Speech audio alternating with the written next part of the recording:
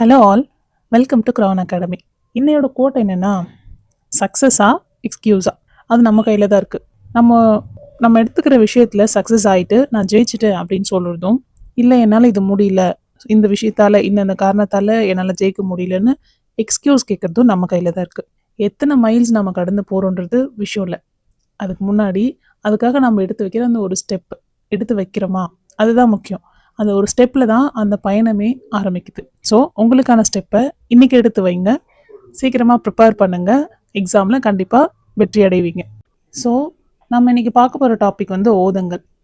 கடலில் 3 முக்கியமான இயக்கங்கள் இருக்குது: கடல் நீரோட்டங்கள், அலைகள், ஓதங்கள். இதில் அலைகள் நம்ம லாஸ்ட் கிளாஸில் பார்த்துட்டோம். இன்றைக்கி வந்து ஓதங்கள். ஓதங்கள்னால் ஒன்றும் இல்லை, சூரியன் சந்திரன் இதோட ஈர்ப்பு விசை காரணமா மைய நோக்கு விசை வந்து இருக்கும் இல்லைங்களா? அதால கடல் அலையில ஏற்படுற ஒரு சில மாற்றத்தால ஏற்படுற நிகழ்வுக்கு பேரு தான் ஓதங்கள்னு சொல்லுவோம். ஓதங்களுடைய அடிப்படையான காரணிகள் எதுனா சூரியன், சந்திரன், பூமி, இது 3ஓட ஈர்ப்பு விசைகள் தான். இப்போ ஒரு சீரான கடல் மட்டம் இருக்கு, அந்த இடத்துல ஒரு ஏற்றமோ ஒரு இறக்கமோ ஒரு உயர்வோ ஒரு தாழ்வோ ஒரு அலையில ஏற்படுதுன்னா அததான் வந்து ஓதங்கள்னு சொல்லுவாங்க. இப்போ பெருங்கடல்ல வந்துட்டு நிறைய ஓதங்கள் வந்துட்டு உருவாகுது. ஒன்றும் இல்லை, ஒரு அலை இருக்கு, அந்த அலைகளோட நீட்சி இல்லைன்னா அந்த அலைகளுடைய உயர வேறுபாட்டை தான் ஓதங்கள்னு சொல்லுவோம். ஒரு கிரீக் ஹெரடோட்டஸ் நம்ம எல்லாருக்கும் தெரியும் இல்லைங்களா? அவர் வந்து என்ன சொல்றாருன்னா, பெருங்கடல்ல உருவாகிற அலையோட மிக நீண்டது தான் வந்துட்டு ஓதங்கள் அப்படின்னு சொல்றது யாருன்னா ஹெரோடோட்டஸ். பித்தியாஸ் வந்துட்டு என்ன சொல்றாருன்னா, ஐரோப்பாவுடைய முதன்மை நிலத்திலிருந்து பிரிட்டிஷ் தீவுக்கு கடலை கடந்து பயணித்த போது சந்திரனுக்கும் ஓதங்களுக்கும் இடையே இருக்கிற ரிலேஷன்ஷிப்பா அவர் தான் ஃபர்ஸ்ட் பார்த்தாரு. அவர் தான் சொல்றாரு, சந்திரனாலதான் வந்துட்டு ஓதங்கள் தோன்றுது அப்படின்னு சொல்லி. அடுத்து பிலினி வந்துட்டு தன்னுடைய வரலாற்று குறிப்புல வந்துட்டு சூரியன் சந்திரன் இது ரெண்டத்தோட செயல்களாலதான் பெருங்கடல்ல ஓதங்கள் ஏற்படுது அப்படின்னு ஒரு ரெக்கார்ட் வந்து சொல்லியிருக்காரு. கிபி 8ஆம் நூற்றாண்டுல ஃபீடோ அப்படின்றவரு சந்திரனுக்கும் பெருங்கடலுக்கும் நடுவுல இருக்கிற தொடர்பு பத்தி ஒரு கட்டுரை எழுதியிருக்காரு. அடுத்து 13ஆம் நூற்றாண்டுல ஒரு அரபு அறிஞரான ஜாக்ரியா அப்படிங்கிறவரும் குவாசம் அப்படிங்கிறவரும் நம்மளுடைய ஓஷன் மேல சூரியனும் சந்திரனும் என்ன மாதிரியான தாக்கத்தை ஏற்படுத்துது அப்படின்னு சொல்லி எக்ஸ்பிளைன் பண்ணியிருக்காங்க. கிபி 1687 சார் ஐசக் நியூட்டன் நம்ம எல்லாருக்கும் தெரியும், அவரும் ஓதங்களுடைய கவர்ச்சி விதியை பத்தி ஒரு சில தியரிஸ் வந்து எக்ஸ்பிளைன் பண்ணியிருக்காரு. இவரோட கோட்பாடு தான் சமநிலை கோட்பாடுன்னு சொல்லுவாங்க. இது ரொம்ப இம்பார்ட்டன்ட், ஞாபகம் வச்சுக்கணும். சமநிலை கோட்பாடு யாரோடதுன்னா சர் ஐசக் நியூட்டனோடது. அடுத்து 20ஆம் நூற்றாண்டுல Ferrel, Harris, Kelvin, Darwin, Lamb, Levi, Krummel, Mermer இந்த மாதிரியான ரிசர்ச்சர்ஸ் எல்லாமே ஓதங்களை பத்தி நிறைய ரிசர்ச் பண்ணி நிறைய கட்டுரைகள் வந்து வெளியிட்டு இருக்கிறாங்க. அடுத்து ஓதங்கள் உருவாகிற விசைகள். ஒன்றும் இல்லை, இப்போ நம்மளுடைய ஸ்பேஸ்ல எல்லாமே ஒன்று ஈர்க்கிற தன்மை இருக்கு, எல்லாத்துக்குமே கிராவிடேஷனல் ஃபோர்ஸ் வந்துட்டு இருக்கு. இப்போ நம்ம ஸ்பேஸ்ல எல்லா பிளானட்ஸ்க்கும் நடுவுல ஈர்ப்பு விசை இருக்கு நமக்கு தெரியும். ஈர்ப்பு விசை மட்டுமே இருந்தா அது ஒன்னோட ஒண்ணு சேர்ந்து மோதிக்கும் இல்லைங்களா? அப்போ அங்க ஈர்ப்பு விசை மட்டும் இல்ல, வேற ஒண்ணு இருக்கு. அது என்னன்னா மைய விலக்கு விசை அப்படின்னு சொல்லுவாங்க. அந்த ஃபோர்ஸ் தான் மைய விலக்கு விசை, சென்ட்ரிஃபியூகல் ஃபோர்ஸ்ன்னு சொல்லுவாங்க. கோள்களுடைய மையத்துல ஈர்ப்பு விசையும் இந்த மைய விலக்கு விசை இது ரெண்டுமே சமமா இருக்கிறதால தான் நம்மளோட பிளானட்ஸ் வந்து ஒண்ணு மோதி நொறுங்காம இப்போ வரைக்குமே ஸ்பேஸ்ல வந்து டிராவல் பண்ணிட்டு இருக்குது. நம்மளோட பிளானட்ஸோட ஈர்ப்பு விசையும் அதோடைய மாஸ், அதோட எடைக்கு ஏற்ற மாதிரி நேர்விகிதத்தில் இருக்கும். இது அதிகமா இருந்தா ஈர்ப்பு விசை அதிகமா இருந்தா மாஸ் அதிகமா இருக்கும், மாஸ் அதிகமா இருந்தா ஈர்ப்பு விசை அதிகமா இருக்கும்னு சொல்றாங்க. ஆனா தூரத்துக்கு எதிர் விகிதத்தில் இருக்கும். இப்போ வந்துட்டு ஈர்ப்பு விசை அதிகமா இருந்தா தூரம் கம்மியா இருக்குன்னு அர்த்தம், தூரம் கம்மியா இருந்தா ஈர்ப்பு விசை அதிகமா இருக்கும். இந்த மாதிரி தான் வந்துட்டு இருக்கும்னு சொல்லி பிசிக்ஸ் லா வந்து சொல்லுது. ஒரு இடத்துல சூரியனோட ஈர்ப்பு விசைக்கும் மைய விலக்கு விசைக்கும் இடையே இருக்கிற வித்தியாசத்தை தான் சந்திரனோட ஓத விசையா வந்துட்டு சொல்றாங்க. பூமியோட சந்திரமுக பக்கம் அது வந்து H1 சொல்லுவாங்க. இது ஒன்றும் இல்லை, இப்போ சந்திரனுடைய ஈர்ப்பு விசை அதிகமா வந்து படுற இடம் தான் H1. அந்த இடத்துல அதோடைய விகிதம் எப்படி இருக்குன்னா 31:13 இருக்கும். இதுவே அதுக்கு ஆப்போசிட்ல இருக்கிற இடத்துக்கு 30:31 அப்படின்னு சொல்லியிருக்கும். அங்க ஈர்ப்பு விசை அதிகமா இருக்கிற மாதிரி இங்க மைய விலக்கு விசை தான் வந்துட்டு அதிகமா இருக்கும். அந்த மாதிரி H1 ஈர்ப்பு விசை அதிகமா இருக்கிற இடத்துல சூரியனோட ஈர்ப்பளவும் மைய விலக்கு விசையும் எந்த மாதிரி விகிதத்துல இருக்கும்னா இந்த விகிதத்துல இருக்கும். சூரியனோட ஓத விசை வந்து +86/1 lakh. சூரியனோட ஓத விசைக்கும் சந்திரனோட ஓத விசைக்கும் இருக்கிற விகிதம் வந்துட்டு 4:9. அதாவது சூரியனோட ஓத விசை சந்திரனோட ஓத விசையில 2.25 மடங்கு மட்டும்தான் இருக்கும். இதுக்கு காரணம் சந்திரன் வந்து பூமிக்கு பக்கத்துல இருக்கு, சூரியன் பூமி விட்டு ரொம்ப தூரத்துல இருக்கு. ஸோ சந்திரனோட ஈர்ப்பு விசை தான் பூமிக்கு அதிக அளவு இருக்கும். சூரியன் பெருசாவே இருந்தாலும் அது ரொம்ப தூரத்துல இருக்கிறதால அதோடைய கிராவிடேஷனல் ஃபோர்ஸ் வந்து ஏர்த்ல கம்மியா தான் இருக்கும். இது இருக்கிறதுல ரொம்ப இம்பார்ட்டன்ட். சன்னு, ஏர்த்து, மூணு இது எல்லாத்துக்கும் இருக்கிற தூரம் இதை வந்துட்டு ரொம்ப இம்பார்ட்டண்டா சொல்லுவாங்க. இப்போ இங்க சன்னு இருக்கு, இங்க மூணு இருக்குன்னா, இது சன்னு இது ஏர்த் இருக்குன்னா, இது ரெண்டுத்துக்கு தூரம் அதிகமா இருந்தா அது வந்துட்டு சேய்மை தூரம்னும், தூரம் கம்மியா இருந்தா அது அண்மை தூரம்னு சொல்லுவாங்க. அந்த மாதிரி ஏர்த் இருக்கு, மூணு இருக்குனாலும் தூரம் அதிகமா இருந்தா அது சேய் நிலைனும், தூரம் கம்மியா இருந்தா அது அண்மை நிலைனும் சொல்லுவாங்க. இது ரொம்ப இம்பார்ட்டன்ட். எக்ஸாம்பிள் வந்துட்டு அடிக்கடி கேட்கிற கொஸ்டின். சேய்மை நிலை எவ்வளவு கிலோமீட்டர், அண்மை நிலை எவ்வளவு கிலோமீட்டர், பக்கமா இருந்தா எவ்வளவு கிலோமீட்டர்ல இருந்தா பக்கமா இருக்கும், தூரமா இருந்தா எவ்வளவு கிலோமீட்டர்ல தூரமா இருக்கும்னு அதை நம்ம வந்துட்டு இனிமேல் பார்ப்போம். சூரியனோட ஈர்ப்பளவுக்கும் மைய விலக்கு விசைக்கும் இடையில இருக்கிற வித்தியாசம் தான் சூரியனோட ஓத விசை.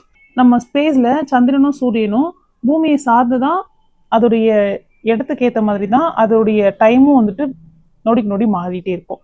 ஸோ ஓத விசை வந்துட்டு நிகழ்றதுக்கு காரணமும் அதோடைய டைம் அண்ட் அதோடைய இருப்பிடம் இதை பொறுத்து தான் நம்ம பூமியில ஏற்படுற ஓத விசையும் இருக்கும்.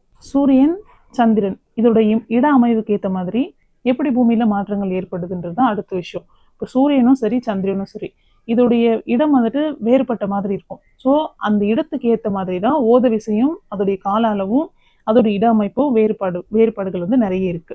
பூமியை சார்ந்துதான் சூரியனும் சந்திரனோட இருப்பிடங்கள் அமையுது. இதுக்கு நிறைய ரீசன்ஸும் வேறுபட்ட அமைப்புகள் இருக்கும். அது என்னென்னு நம்ம இப்போ பார்க்கலாம்.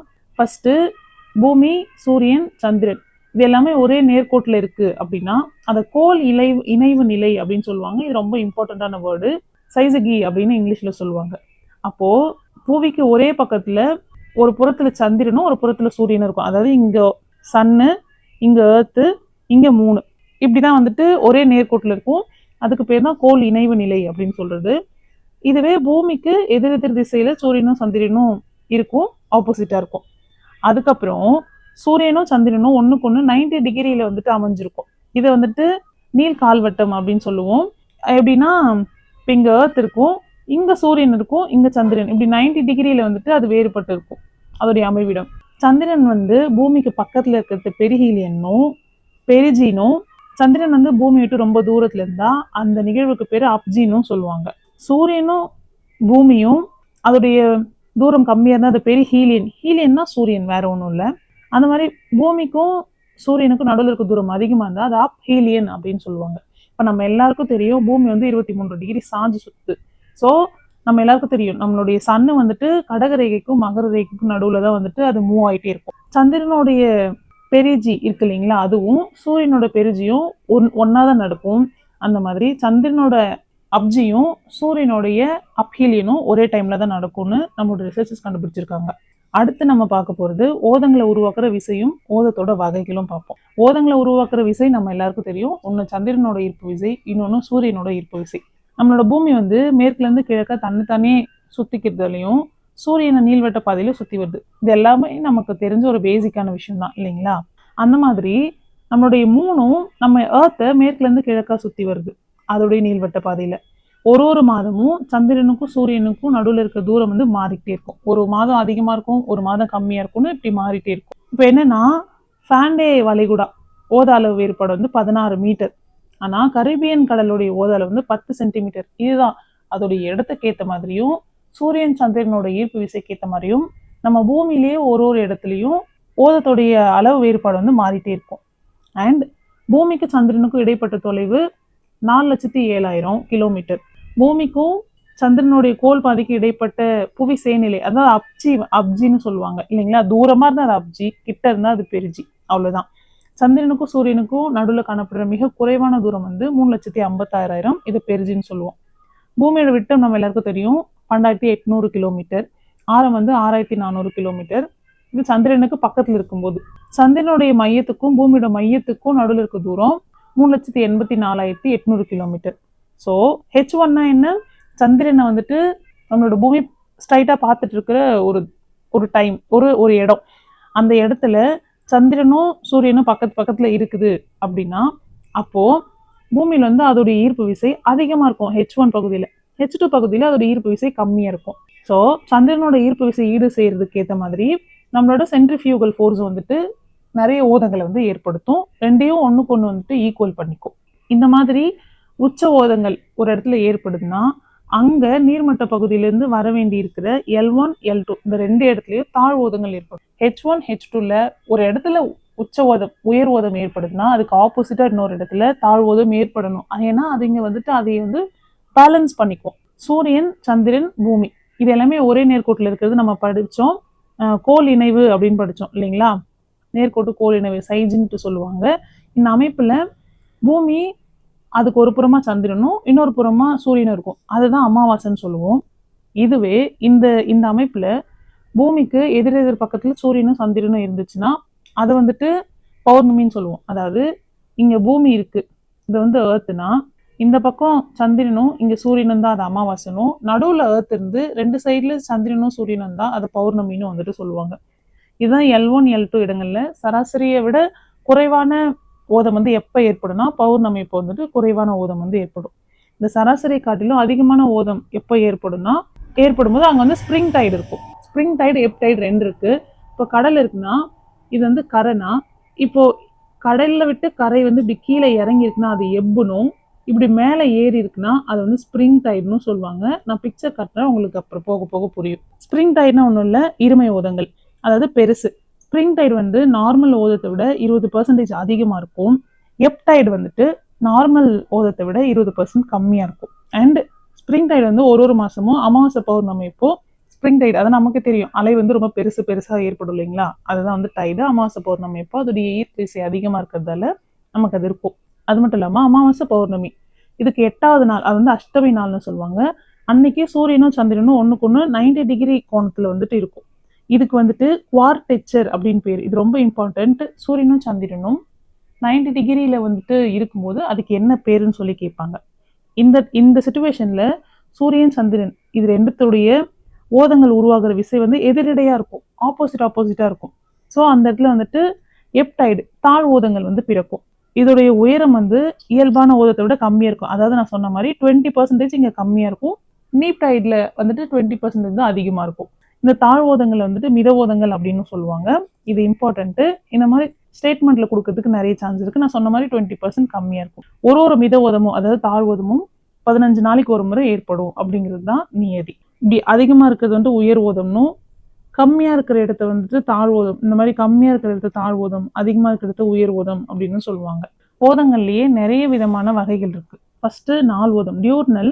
இது வந்து ஒரு நாளைக்கு ஒரு முறை, அதாவது ஒரு நாளைக்கு ஒரு முறை ஏற்படும். 24 மணி நேரம் 52 நிமிஷம் கால இடைவெளியில ஏற்படுற ஓதத்தை வந்து நாள் ஓதங்கள்னு சொல்றோம்.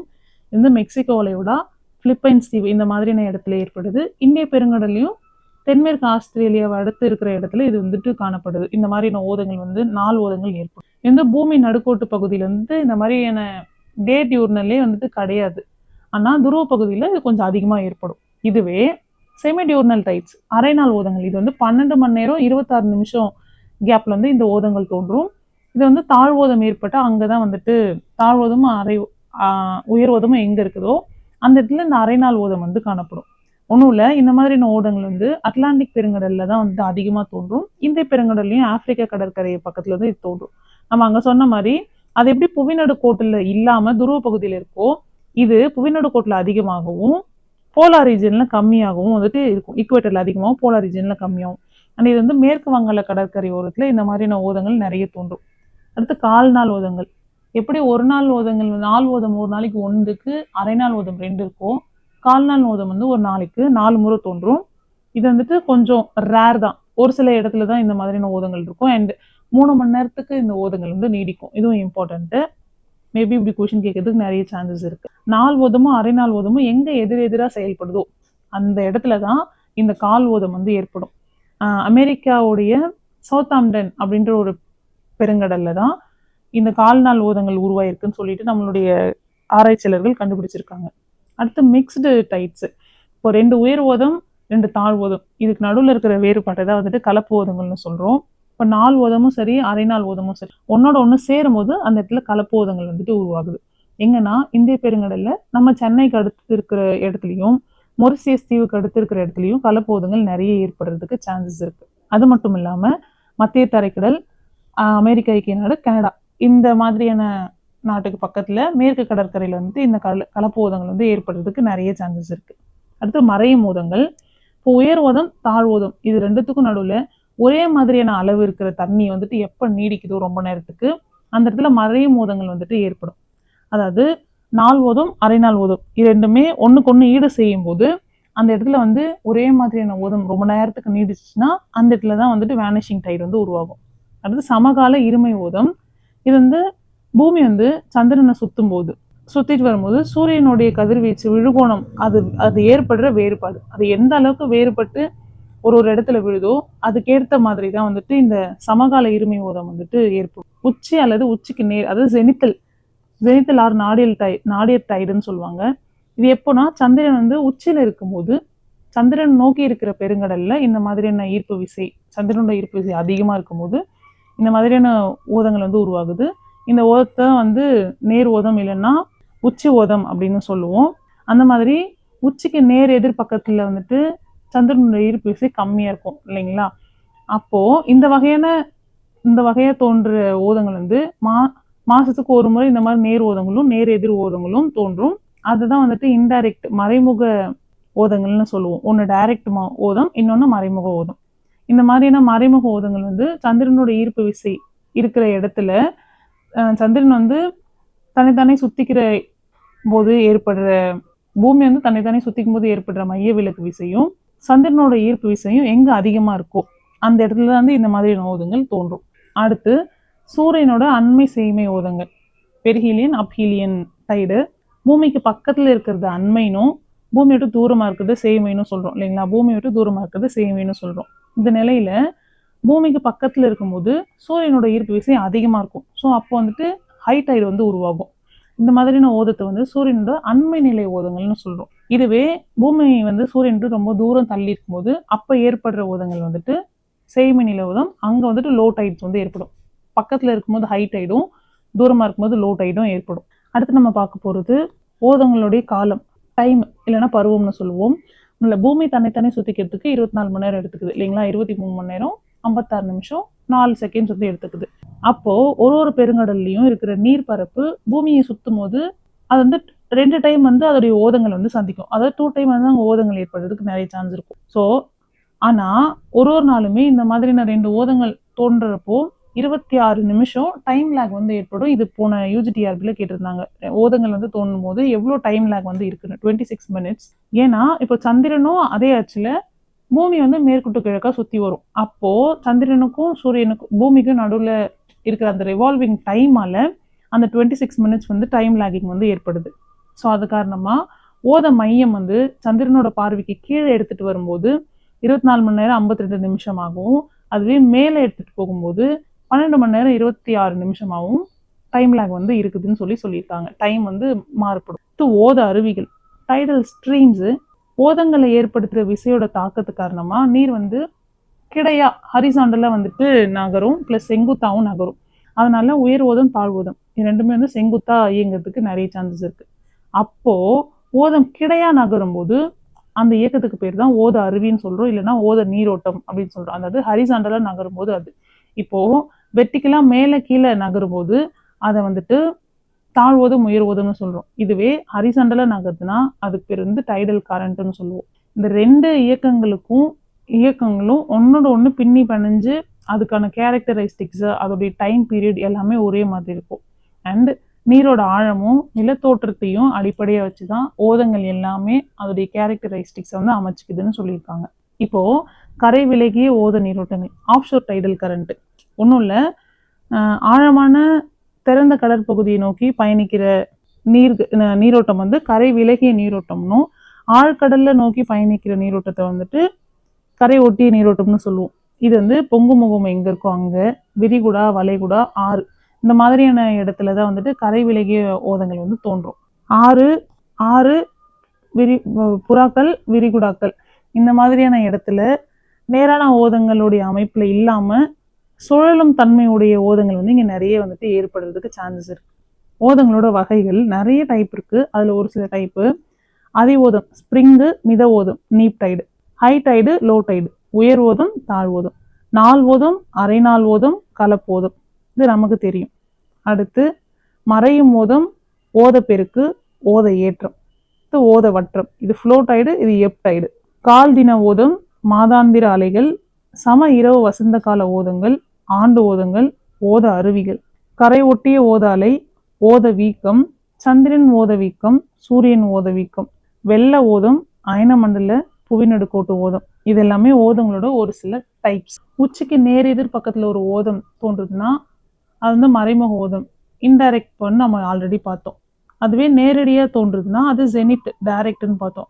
பூமியோட அண்மை நிலை ஓதங்களை பெரிஜி என்னும், சேமி நிலை ஓதங்களை அப்ஜி என்னும், சூரியனோட அண்மை நிலை ஓதங்களை பெரி ஹீல் என்னும், சேமி நிலை ஓதங்களை அப் ஹீல் என்னும் சொல்லுவோம். சந்திரன் அண்மை மற்றும் சூரிய அண்மை ஓதங்கள், சந்திரனோட அண்மை மற்றும் அண்மை நிலை ஓதங்களை செய்தி நிலைக்கு அதிமிகு ஓதங்கள் அப்படின்னு சொல்லுவோம். இப்படிதான் இருக்கும். இப்போ வந்து ஸ்ப்ரிங் வந்துட்டு தோன்றும். இப்படி மூணுமே ஒரே நேர்கோட்டில் இருக்கும்போது அதி ஓதம் ஹை டைடு வந்து வரும். இப்படி 90 டிகிரியில், இது ரெண்டும் 90 டிகிரியில் இருக்கும்போது அங்கே வந்து லோ நீப் டைட்ஸ் வந்து உருவாகும். இதுதான். இப்போ இது வந்து எப். இப்போ இதுதான் சராசரினா, இப்போ இது சராசரின்னு வச்சுக்கோங்க.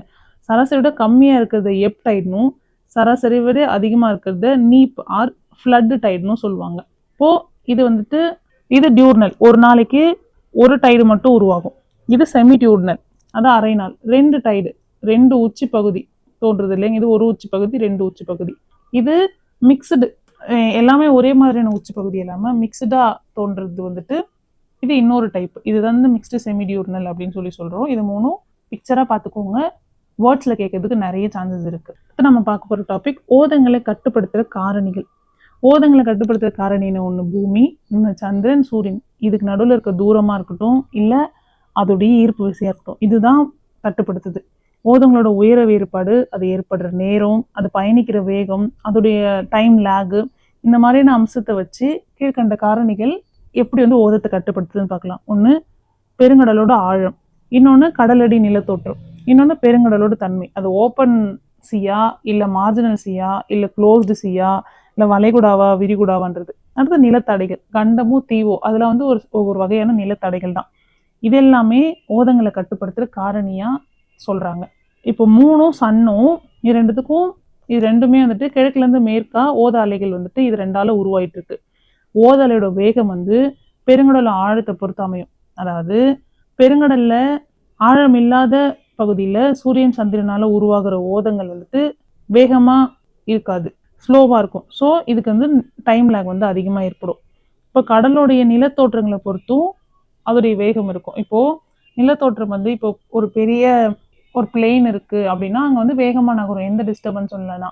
ஆனால் இதுவே கடலுக்கு அடியில் ஒரு மலை இருக்கு, ஒரு குன்று இருக்குன்னா அது வந்துட்டு ஓதங்கள் ஏற்படுறதுக்கு தடையா இருக்கும். ஸோ அதால ஓதங்களுடைய ஸ்பீடும் வந்து கம்மியாகிறதுக்கு நிறைய சான்சஸ் இருக்கு. இதாலே நேர பின்னடைவு ஏற்படும்.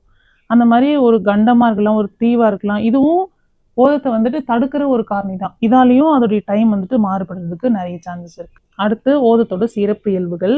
பெருங்கடல் கொப்பரை பேசின்ஸ் இருக்கு இல்லைங்களா, அதோடைய ஓரத்துல தான் இந்த மாதிரியான ஓதங்கள் எல்லாமே தோன்றுறதுக்கு ஒரு சரியான இடம். பெருங்கடல் கொப்பரையிலேருந்து ஒரு பகுதி கடல் மட்ட உயர்வால உயர்ந்து இருக்கிறதெல்லாம் அங்கே உயர்ந்த அலையும், இன்னொரு பக்கத்துல தாழ்வான அலையும் ஏற்படுது.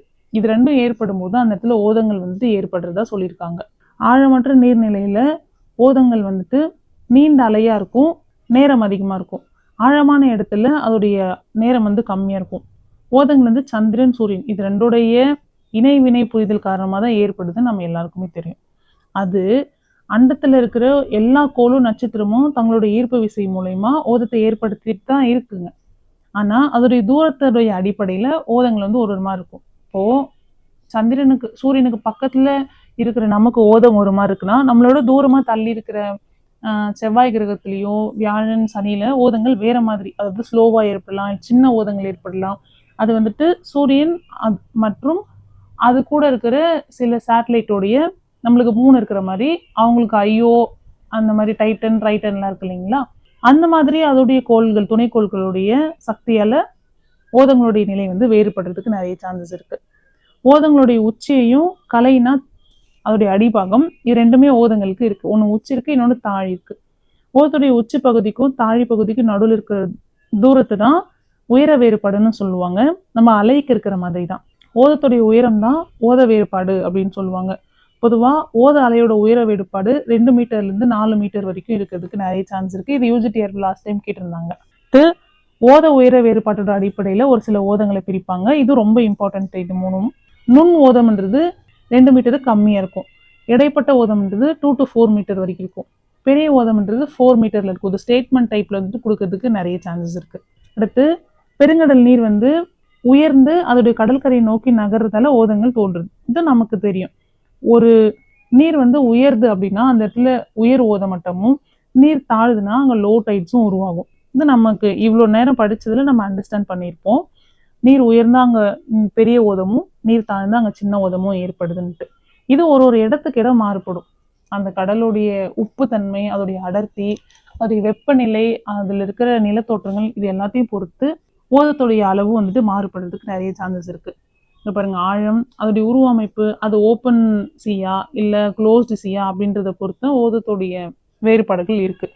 ஈர்ப்பு விசை காரணமா ஓத வீக்கம், டைடல் பல்ஜ் வந்து ஒரு ஒரு இடத்துக்கு ஏற்ற மாதிரி ஏற்பட்டுட்டு இருக்கு. சந்திரனை நோக்கி இருக்கிற திசையில ஓத வீக்கம் அதிகமா இருக்கும், ஃபர்ஸ்டே தோன்றிடும். சந்திரனுடைய திசைக்கு ஆப்போசிட்ல இருக்கிறதுல ஓத விசை வந்து கம்மியா தோன்றும். சந்திரனுடைய நீர்ப்பு விசையால தோன்ற ஓத வீக்கம் வந்து சந்திரன் ஓத வீக்கம்னும், சூரியனோட ஈர்ப்பு விசையால தோன்ற ஓத வீக்கத்தை வந்துட்டு சூரிய ஓத வீக்கம் அப்படின்னு வந்துட்டு சொல்லுவாங்க. சந்திர ஓதத்தை காட்டிலும் சூரிய ஓத வீக்கம் வந்து 46% கம்மி. நமக்கு தெரியும் சந்திரனை காட்டிலும் சூரியன் வந்து நம்மளோட தூரமா இருக்கு.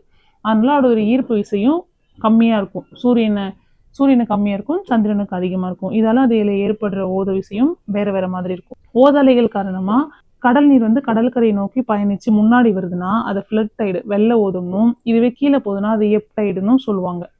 இது நம்ம அந்த பிக்சர்லயே பார்த்தோம் இல்லைங்களா? அது ஒரு ஒரு சந்திர நாள், அதாவது அமாவாசை பௌர்ணமிக்கு பெருங்கடல் கடல்ல இருக்கிற வெள்ள ஓதங்கள் வந்து 2 மடங்கா பெருகும், 2 மடங்கா குறையறதுக்கு நிறைய சான்சஸ் இருக்கு. இதை உயர் ஓதம்னும் தாழ் ஓதம்னும், இல்லைன்னா உயர் அலை தாழ் அலை அப்படின்னு சொல்லுவாங்க. பூமியோட சுற்றுப்பாதை வந்து நீள்வட்டமா இருக்கு இல்லைங்களா? பூமியில இருந்து சூரியன், சந்திரன் இது ரெண்டுத்துக்கும் இருக்கிற தொலைவு அதோடைய சுழற்சிக்கு ஏற்ற மாதிரி தான் இருக்கும். இப்போ நம்மளோட பூமி வந்து எப்படி சூரியனை சுத்தி வருதோ அதுக்கேற்ற மாதிரியும், நம்மளோட சந்திரன் வந்து எப்படி நம்ம பூமியை சுத்தி வருதோ அதுக்கேற்ற மாதிரி தான் அங்க ஏற்படுற ஓதங்கள் வந்து இருக்கும். அடுத்து ஓதங்கள் பற்றின ஒரு சில கோட்பாடு. இது யாரு கொடுத்தா என்னன்னு மட்டும் பார்த்தா போதும். ஒண்ணு, பெருங்கடல் தோன்ற ஓதங்கள் தொடர்பா இன்னி வரைக்கும் நிறைய பேர் ஆராய்ச்சி பண்ணிட்டே தான் இருக்காங்க. அதுல நியூட்டன், பெர்னௌலி, வில்லியம் விவல், லாப்லாஸ், எய்ரி, பாயின்கேர், இந்த மாதிரியான நிறைய பேர் வந்து நிறைய ஓத கோட்பாடை கொடுத்துருக்காங்க. அதுல ரொம்ப இம்பார்ட்டன்டானது நியூட்டனோட சமநிலை கோட்பாடு 1687 வந்துச்சு. லாப்லாஸோட இயக்க கோட்பாடு 1755 வந்துச்சு. இதை கேட்டிருந்தாங்க லாஸ்ட் யூஜிடிஆர்பி கொஸ்டின்ல. அடுத்து வில்லியம் விவல் உடைய முன்னேறும் கோட்பாடு, இது வந்து 1833லயும், எய்ரியோடைய கால்வாய் கோட்பாடு இந்த 1842லயும், அடுத்து ஹாரிஸோட நிலையான அலை கோட்பாடு, இது வந்து இயர் அப்ப பின்னாடி கொடுத்துருப்பேன்.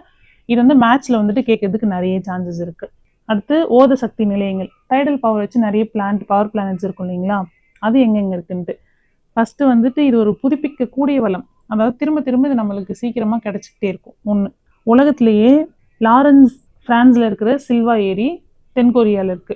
லாரன்ஸ் பிரான்ஸ்ல இருக்கு, சில்வா ஏரி தென்கொரியால இருக்கு. இது ரெண்டு தான் உலகத்துல இருக்கிற மிகப்பெரிய ஓத சக்தி நிலையங்கள். லாரன்ஸ் வந்து பிரான்ஸ்ல இருக்கு, 1966 இதை ஆரம்பிச்சிருக்காங்க. இதோட உற்பத்தி திறன் வந்து 240 மில்லியன் வாட். அடுத்து கிஸ்லாயா குபா ரஷ்யால இருக்கு, இது 1968 ஆரம்பிச்சிருக்காங்க, 1.7 மில்லியன் வாட்ஸ் இதோடைய உற்பத்தி திறன்.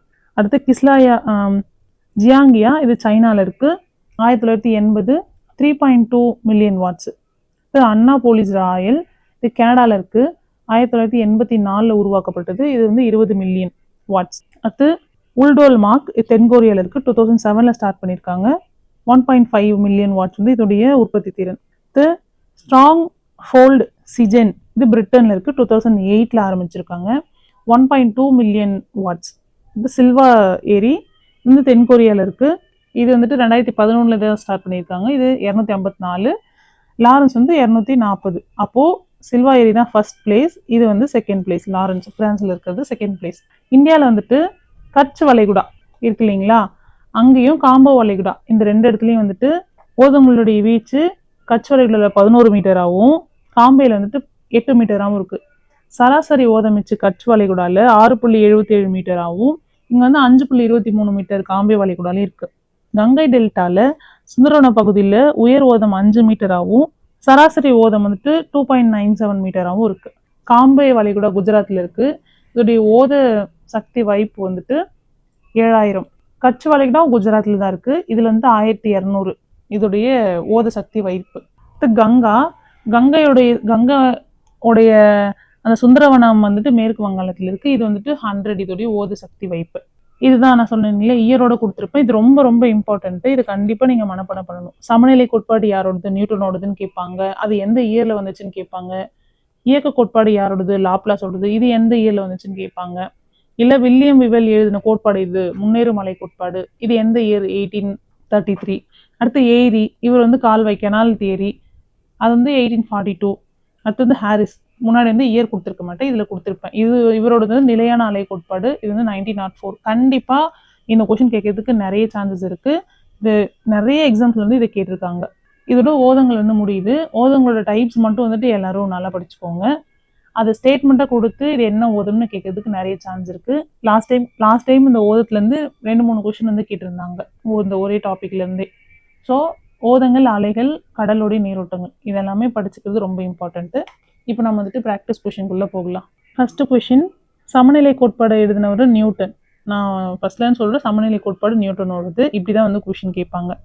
அடுத்து, சந்திரனுக்கு எதிரான புவிப்பரப்போட ஈர்ப்பளவுக்கும் மைய விலக்கு விசைக்கும் இடையில இருக்கிற விகிதம் ஆப்ஷன் பி 31:30. இந்த விகிதமும் 4-5 விகிதம் கொடுத்துருப்பாங்க, படிச்சுக்கோங்க. அடுத்து, சூரியன் மற்றும் சந்திரனின் ஈர்ப்பு விசையால தோன்றிய மைய விலகு விசை இயக்கத்தால கால அளவு வந்து ஒட்டி தோன்றும் கடல் அலைகள்ல ஏற்படுற மாற்றங்கள் தான் ஓதங்கள். நாள் ஓதம் வந்து எவ்வளோ காலதாமதமா ஏற்படுதுன்னா 26 நிமிடங்கள் காலதாமதமா ஏற்படுது. தினமும் 2 முறை தோன்ற ஓதம் அரைநாள் ஓதங்கள். அடுத்து, கீழ்கண்டவற்றில் ஓதங்களை கட்டுப்படுத்தும் காரணியில இல்லாதது பெருங்கடலோட ஆழம் இருக்கு, நிலத்தடி நிலத்தோற்றம் இருக்கு, பெருங்கடல் தன்மை இருக்கு. பெருங்கடல் பரப்பளவுக்கும் ஓதத்துக்கும் சம்பந்தம் இல்லை. பெரிய கடலாக இருந்தால் அங்கே நிறைய ஓதங்கள் ஏற்படும், பெரிய ஓதங்கள் ஏற்படும், அப்படிலாம் கிடையாது. அதோட பரப்பளவுக்கும் அதோடைய கட்டுப்படுத்துகிற காரணிக்கும் சம்மந்தம் இல்லை. பெருங்கடல் கொப்பரையில் ஓரலை நிகழ்வாக தோன்றக்கூடியது எதுனா ஓதங்கள் தான். அடுத்து, ஸ்டேட்மெண்ட் பேஸ்ட் கொஷின். 2 மீட்டர் உயரத்துக்கு கீழே உள்ள ஓதங்கள் நுண் ஓதங்கள்னு சொல்லுவாங்க, கரெக்டு. 2 to 4 மீட்டருக்கு நடுவில் இருக்கிறது பெரிய ஓதங்கள்னு சொல்லுவாங்களா? இது தப்பு. 2 to 4 இருக்கிறது மிதமான ஓதங்கள்னு சொல்லுவாங்க. ஸோ வாக்கியம் 1 கரெக்ட், ஆனால் வாக்கியம் 2 வந்து தப்பு. அடுத்து, ஈர்ப்பு விசையின் காரணமும் ஓதங்கள்ல தோன்ற ஒரு விஷயம் என்னன்னா ஓத விரிசல். அடுத்து, இயக்க கோட்பாடு டைனமிக் தியரியை கொடுத்தது யாருன்னா லாப்லாஸ். அது மாதிரி நிலையான கோட்பாடு இருக்கு, அலைசக்தி கோட்பாடு இருக்கு. இதெல்லாம் நம்ம கண்டிப்பாக வந்து தெரிஞ்சுக்கணும். ப்ளஸ் இயரும் நம்ம தெரிஞ்சுக்கணும், ரொம்ப இம்பார்ட்டன்ட்டு. அடுத்த கிளாஸ்ல நம்ம பார்க்க போகிற டாபிக் வந்து ஓஷன் கரண்ட்ஸ். இது ரொம்ப ரொம்ப இம்பார்ட்டண்ட்டான டாபிக். இது வந்து நம்ம நெக்ஸ்ட் கிளாஸ்ல பார்க்கலாம். இப்போ இது வரைக்கும் பார்த்தது வந்துட்டு ரிவிஷன் பண்ணுங்க, நிறைய டெஸ்ட் அட்டன் பண்ணுங்க, திரும்ப திரும்ப படிச்சுக்கிட்டே இருங்க. கன்சிஸ்டன்சி ரொம்ப ரொம்ப இம்பார்ட்டன்ட்டு. ஸோ தொடர்ந்து படிச்சுட்டே இருக்கிறது நம்மளோட டியூட்டி. நம்ம அதை பண்ணிட்டு தான் இருக்கணும். Thank you all. நெக்ஸ்ட் கிளாஸ்ல பார்க்கலாம்.